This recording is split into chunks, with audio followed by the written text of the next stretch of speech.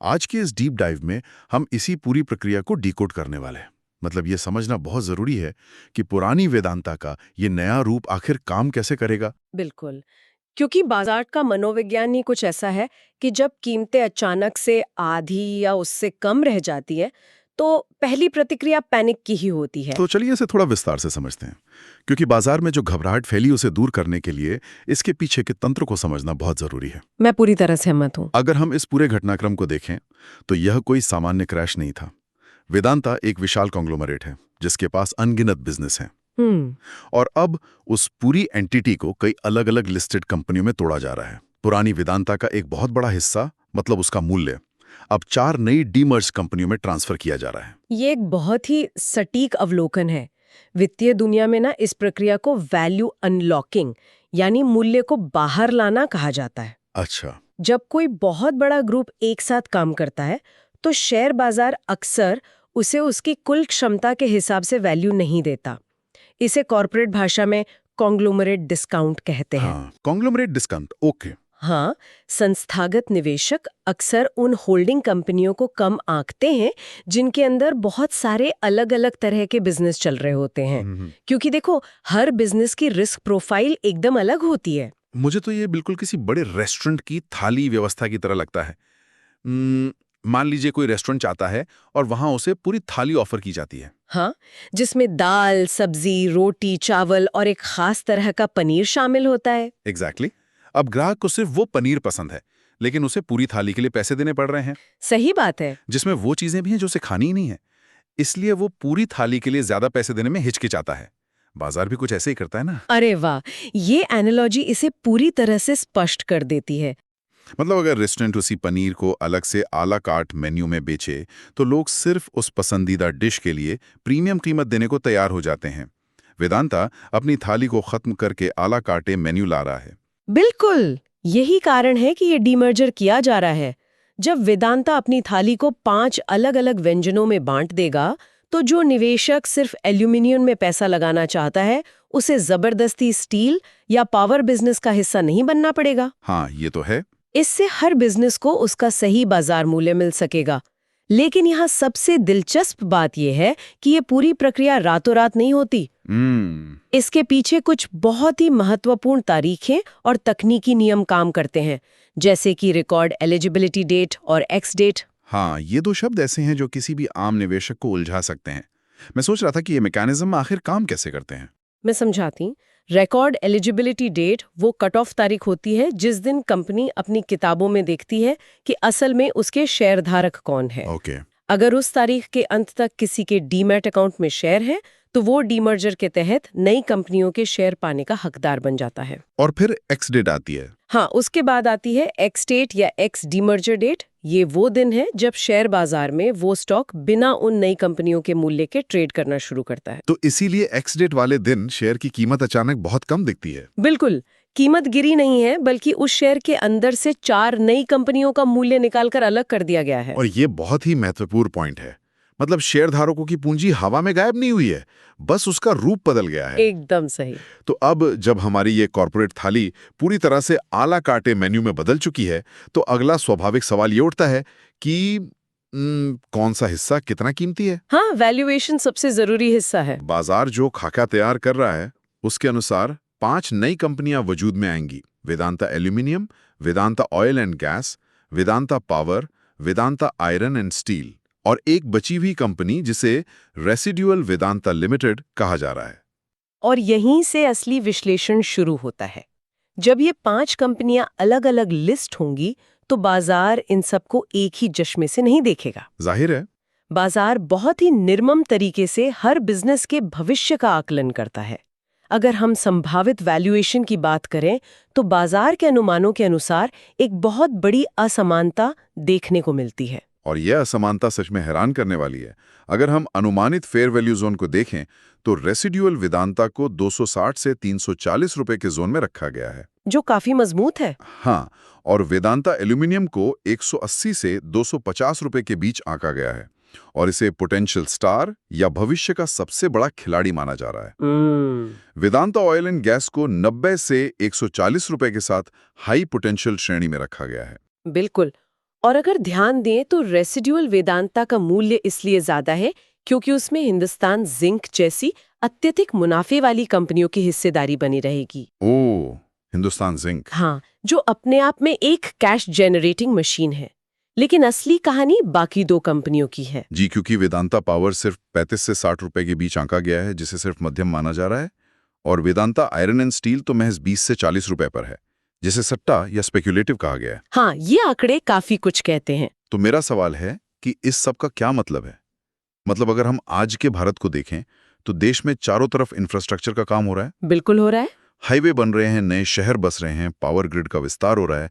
ऐसे में पावर और स्टील को इतना कम क्यों आंका जा रहा है? क्या इस पूरी कहानी में सिर्फ एल्यूमिनियम ही इकलौता हीरो है? देखिए, अगर हम इसे बड़े परिदृश्य से जोड़ें तो शेयर बाजार कभी भी सिर्फ आज की मांग या वर्तमान कमाई पर नहीं चलता। तो फिर किस पे चलता है? वो हमेशा इस बात पर दांव लगाता है कि भविष्य में उस कमाई को हासिल करने में कितनी लागत आएगी और मुनाफा कितना स्थिर रहेगा। अच्छा। आपने इंफ्रास्ट्रक्चर बूम की बात बिल्कुल सही की, लेकिन पावर और स्टील ऐसे उद्योग हैं जो कैपिटल इंटेंसिव होते हैं। मतलब इनमें कैपिटल एक्सपेंडिचर या कैपेक्स बहुत ज्यादा होता है। बिल्कुल। 1 रुपए कमाने के लिए बहुत सारा पैसा मशीनरी, जमीन और प्लांट में लगाना पड़ता है। और सिर्फ कैपेक्स ही नहीं, रेगुलेटरी अड़चनें भी बहुत होती हैं। रेगुलेटरी अड़चनें जैसे कि? भारत में एक पावर प्लांट लगाने और उसे चलाने के लिए कोयले की सप्लाई से लेकर बिजली वितरण कंपनियों यानी डिस्कॉम्स के साथ पावर परचेज एग्रीमेंट तक हर कदम पर सरकार और नियमों पर निर्भर रहना पड़ता है। हाँ, ये तो एक बड़ी चुनौती है। कई बार डिस्कॉम समय पर पैसा नहीं चुकाते, जिससे पावर कंपनियों का कैश फ्लो अटक जाता है। स्टील उद्योग के साथ भी ऐसा ही है। वो कैसे? या ग्लोबल कमोडिटी साइकिल पर बहुत ज्यादा निर्भर करता है। जब दुनिया में स्टील सस्ता होता है तो भारतीय कंपनियों का मार्जिन सिकुड़ जाता है। ओहो। इसीलिए बाजार इन सेक्टरों को लेके बहुत सतर्क रहता है। उन्हें सट्टा या मध्यम कहने का मतलब ये नहीं है कि उत्पाद खराब है, बल्कि इसका मतलब है कि उनके मुनाफे में उतार चढ़ाव बहुत तेज होता है। ये बहुत ही तार्किक बात है।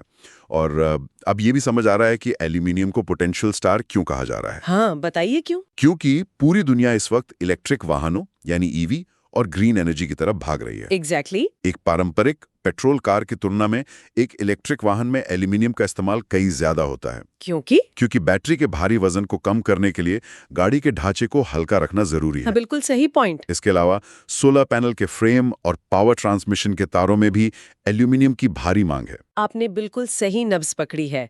एल्यूमिनियम भविष्य की धातु है। ये सिर्फ एक कंस्ट्रक्शन मटेरियल नहीं रह गया है, बल्कि एक हाई टेक इंडस्ट्रियल कमोडिटी बन गया है। वेदांता के पास बॉक्साइट की खदानों से लेकर एल्यूमिनियम बनाने तक की पूरी सप्लाई चेन है। बाजार इसी चीज को प्रीमियम दे रहा है। और oil and gas? Oil and gas को भी हाई पोटेंशियल माना जा रहा है, क्योंकि वैश्विक भू राजनीतिक तनावों के बीच ऊर्जा सुरक्षा हर देश की प्राथमिकता बन गई है। घरेलू तेल उत्पादन हमेशा मांग में रहेगा। यानी हर स्लाइस का स्वाद अलग है और बाजार हर स्लाइस की कीमत उसकी भविष्य की ग्रोथ के हिसाब से तय कर रहा है। एकदम सही। लेकिन एक सेकंड, यहाँ कहानी सच में बहुत दिलचस्प हो जाती है, क्योंकि हमने अभी तक इस पूरे कमरे के सबसे बड़े हाथी की बात ही नहीं की है, डेट। हाँ, कर्ज। एक विशाल समूह को जब 5 टुकड़ों में बांटा जाता है तो सिर्फ संपत्तियों का बंटवारा नहीं होता, बल्कि देनदारियों का भी बंटवारा होता है। ये एक बहुत ही महत्वपूर्ण सवाल खड़ा करता है, क्योंकि कॉर्पोरेट रिस्ट्रक्चरिंग में डेट एलोकेशन या कर्ज का बंटवारा वो धुरी है जिस पर पूरी कहानी टिकती है या पलट जाती है। आप चाहे कितने भी शानदार बिजनेस को अलग कर लें, अगर उसकी बैलेंस शीट पर कर्ज का भारी बोझ डाल दिया गया तो वो बाजार में औंधे मुंह गिर सकता है। बाप रे। लिस्टिंग के बाद कौन सी कंपनी असल में विजेता होगी, ये बहुत हद तक इस बात पर निर्भर करेगा कि स्टैंडअलोन कर्ज का कितना हिस्सा किस-किस सिर आता है। पर एक मिनट रुकिए, अगर मैनेजमेंट को यह बहुत अच्छी तरह पता है कि एल्यूमिनियम उनका पोटेंशियल स्टार है जो भविष्य में सबसे ज्यादा पैसा बना के दे सकता है, तो क्या वे जानबूझकर उस पे भारी कर्ज डालना चाहेंगे? ये एक बहुत ही वैलिड पॉइंट है। मतलब क्या ये उस कंपनी को लिस्ट होने से पहले ही कमजोर करने जैसा नहीं होगा? क्या ऐसा हो सकता है कि जिस कंपनी को हम आज सबसे बेहतरीन मान रहे हैं वो महज एक कर्ज चुकाने वाली मशीन बनकर रह जाए? यही तो बाजार के सबसे गहरे डरों में से एक है। सैद्धांतिक रूप से कर्ज का बंटवारा उसी अनुपात में होना चाहिए जिस अनुपात में संपत्तियां बांटी जा रही हैं, या फिर कंपनी की कैश जनरेट करने की क्षमता के आधार पर। लॉजिकल तो यही लगता है। लेकिन कई बार ग्रुप लेवल पर लिए गए कर्ज को चुकाने के लिए उन कंपनियों पर अधिक कर्ज लाद दिया जाता है जो सबसे ज्यादा मुनाफा कमा रही होती हैं। ऐसा क्यों? क्योंकि बैंक उसी कंपनी को कर्ज देना पसंद करेंगे जिसकी बैलेंस शीट मजबूत हो और जो लगातार कैश जनरेट कर रही हो। बिल्कुल सटीक। बैंक उसी पर दाव लगाएंगे जो पैसे लौटा सके। लेकिन एक शेयरधारक के लिए ये बहुत खतरनाक स्थिति हो सकती है। कैसे? मान लीजिए वेदांता एल्यूमिनियम बहुत शानदार ऑपरेटिंग प्रॉफिट कमाती है, लेकिन अगर उस पर इतना ज्यादा स्टैंड अलोन कर्ज डाल दिया गया कि उसका सारा मुनाफा सिर्फ ब्याज चुकाने में चला जाए, तो शेयरधारकों को डिविडेंड या ग्रोथ के रूप में क्या मिलेगा? कुछ भी नहीं। एग्जैक्टली उसका अर्निंग्स पर शेयर यानी ईपीएस पूरी तरह से ढह जाएगा। मतलब सारा मुनाफा तो बैंकों के पास चला जाएगा, निवेशकों के पास सिर्फ एक खाली डिब्बा बचेगा। जी, इसीलिए सिर्फ बिजनेस की क्वालिटी देखना काफी नहीं है, ये भी देखना होगा कि इंटरेस्ट कवरेज रेशियो क्या है। समझ गया। दूसरी तरफ इसका एक और बहुत ही दिलचस्प पहलू है। जिस वेदांता आयरन एंड स्टील को बाजार महज 20 से 40 रुपए आंक कर सट्टा कह रहा है, मान लीजिए कि प्रबंधन उसे बिल्कुल कर्ज मुक्त कर देता है। ओहो, एक सेकंड, तब तो पूरी बाजी पलट जाएगी। एक डेट फ्री स्टील कंपनी भले ही मार्जिन कम हो, वो जितना भी कमाएगी वो सीधे उसके नेट प्रॉफिट में जुड़ेगा। बिल्कुल, बिना कर्ज के वो एक जबरदस्त कैश मशीन बन सकती है। तब बाजार उसे 40 रुपए पे नहीं रखेगा, उसकी री रेटिंग होगी और वो तेजी से ऊपर जाएगा। वाओ! यही कारण है कि कर्ज का डिस्ट्रीब्यूशन पूरी कहानी को 180 डिग्री घुमा सकता है। जो आज स्टार लग रही है वो भारी कर्ज के तले दबकर ज़ॉम्बी बन सकती है, और जो आज कमजोर लग रही है वो एक छुपी हुई खदान साबित हो सकती है। यह तो सच में आंखें खोलने वाला है। हम अक्सर शेयर बाजार में सिर्फ चमकती हुई चीजों के पीछे भागते हैं, लाइक प्रॉफिट मार्जिन, ग्रोथ, नया प्लांट, एक्सपेंशन। हाँ बिल्कुल। लेकिन उस ग्रोथ को फाइनेंस कैसे किया गया है और बैलेंस शीट के अंदर कितनी खोखली जगह है, ये देखना भूल जाते हैं।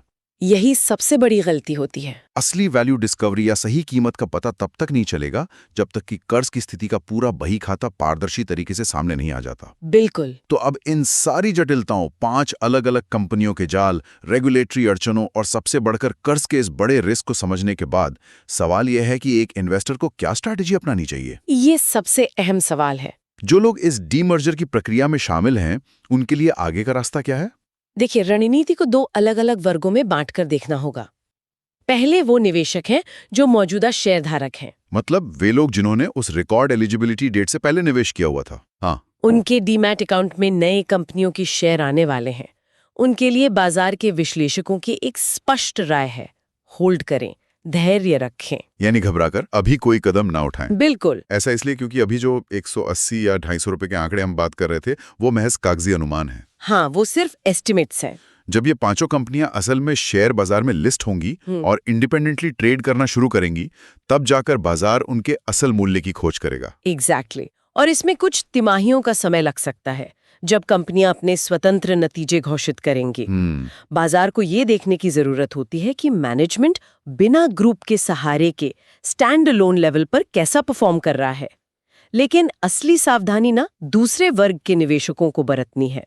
आप उन नए निवेशकों की बात कर रही हैं जो एक्स डेट के बाद स्क्रीन पर गिरी हुई कीमत देखकर ये सोच रहे हैं कि उन्हें सस्ते में वेदांता मिल रहा है। जी हाँ, जो नए निवेशक एक्स डेट के बाद खरीदारी कर रहे हैं, उनके लिए ये समझना बेहद तकनीकी और जरूरी है कि वे अब पूरा डीमर्जर बास्केट नहीं खरीद रहे हैं। ये बहुत बड़ा कंफ्यूजन होता है। बिल्कुल। जब वे आज बाजार से वेदांता लिमिटेड का शेयर खरीदते हैं तो उन्हें भविष्य में Vedanta aluminium, oil and gas या पावर का कोई शेयर नहीं मिलेगा। वे सिर्फ और सिर्फ रेजिडुअल वेदांता खरीद रहे हैं। मतलब सिर्फ बचा हुआ हिस्सा। जी हाँ, ये एक बहुत ही बड़ी तकनीकी खाई है। नया और पुराना निवेशक होने के बीच की ये लकीर बहुत गहरी है। बहुत गहरी है। अगर कोई आज बाजार में जाकर ये सोचकर पैसा लगाता है कि उसे एक बहुत बड़ा कॉन्ग्लोमरेट सस्ते में मिल गया है, तो वो बहुत बड़े भ्रम में है। सही कहा है। ट्रेन स्टेशन से छूट चुकी है। जो वैल्यू अनलॉकिंग का फायदा मिलना था, वो उन इन्वेस्टर्स के लिए लॉक हो चुका है जो रिकॉर्ड डेट से पहले मौजूद थे। इसीलिए तो कहते हैं कि जानकारी सबसे बड़ा हथियार है। शेयर बाजार में आधी अधूरी जानकारी हमेशा नुकसानदेह होती है। बिल्कुल। निष्कर्ष के तौर पर अगर देखें तो ये डीमर्जर लॉन्ग टर्म शेयरधारक मूल्य को पूरी तरह से बाहर ला सकता है, इसमें कोई शक नहीं है। अलग अलग होने के बाद ये बिजनेस ज्यादा तेजी से अपनी अपनी कैपिटल एलोकेशन रणनीतियों के साथ काम कर सकते हैं।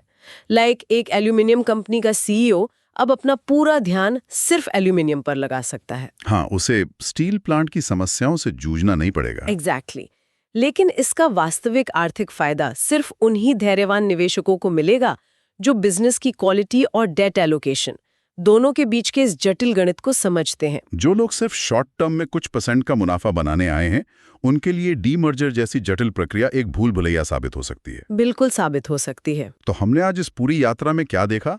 हमने देखा कि जो एक बहुत बड़ा क्रैश लग रहा था, वो असल में एक विशाल साम्राज्य का एक सोची समझी रणनीति के तहत किया गया बंटवारा था, ताकि हर बिजनेस अपनी असली कीमत पा सके। हमने उन 5 नए स्तंभों को समझा और ये भी डिकोड किया कि बाजार एल्यूमिनियम को भविष्य का सितारा क्यों मान रहा है, जबकि पावर और स्टील जैसे भारी भरकम सेक्टरों को कम आंका जा रहा है। हाँ। और सबसे जरूरी बात, हमने जाना कि कैसे कर्ज का बंटवारा इस पूरी कहानी का असली विलन या हीरो साबित हो सकता है। ये एक ऐसा फैक्टर है जो बाजार के सारे अनुमानों को पलट कर रख सकता है। अंततः ये पूरी चर्चा इसी बात पर आके टिकती है कि बाजार में जो दिखता है जरूरी नहीं कि वही सच हो। सही बात है।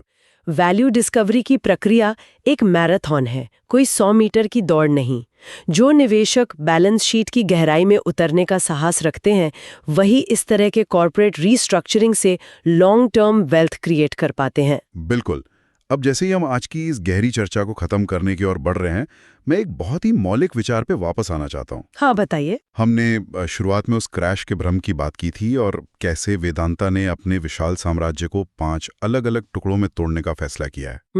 दशकों से कॉर्पोरेट दुनिया और बिजनेस स्कूलों में हमेशा हमें यही सिखाया जाता रहा है कि बड़ा होना ही सबसे अच्छा है। हाँ, हमेशा से यही माइंडसेट रहा है। हम ऐसी कंपनियों की कहानियां पढ़ते हुए बड़े हुए हैं जो दूसरी कंपनियों का एक्विजिशन करती हैं, मर्ज करती हैं और एक विशाल साम्राज्य लाइक एक अजय कॉन्ग्लोमरेट बनाती हैं। एक ही छत के नीचे सुई से लेकर हवाई जहाज तक बनाने को ही सफलता का अंतिम पैमाना माना जाता था। बिल्कुल। टाटा या रिलायंस जैसे ग्रुप्स का उदाहरण हम सब ने देखा है। एग्जैक्टली। लेकिन वेदांता का यह कदम और जो वैल्यू अनलॉकिंग का पूरा अर्थशास्त्र हमने आज समझा है, वे हमें एक बिल्कुल नई दिशा में सोचने पर मजबूर करते हैं। वो कैसे? क्या यह संभव है कि 21वीं सदी के इस आधुनिक युग में असली वेल्थ क्रिएशन या धन निर्माण साम्राज्य बनाने में नहीं, बल्कि ये जानने में है कि उस साम्राज्य को सही समय पर और सही तरीके से तोड़ा कैसे जाए? वाओ, ये एक बहुत ही गहरा विचार है। एक बहुत बड़ी थाली परोसने के बजाय उसे अलग अलग और सटीक डिशेस में बांटकर सही ग्राहकों तक पहुंचाने में।